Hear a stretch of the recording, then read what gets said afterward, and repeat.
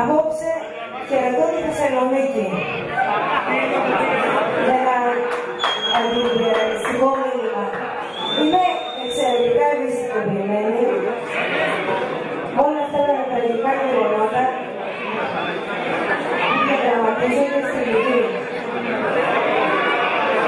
Το πιο λυπηρό είναι ότι τα χρήματα αυτά του ανέατου πολέμου είναι τα παιδιά. Σήμερα φοράω τη σημαία της χώρας μου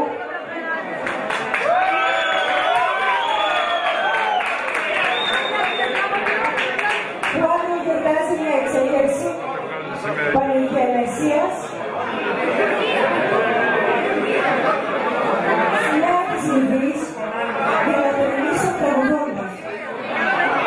Το σημερινό μου πρόγραμμα είναι αφιερωμένο σε ένα ειρηνιστικό μήνυμα αγάπης για τα θύματα ενός πολέμου που μένεται στη Δυτική Λιβύη.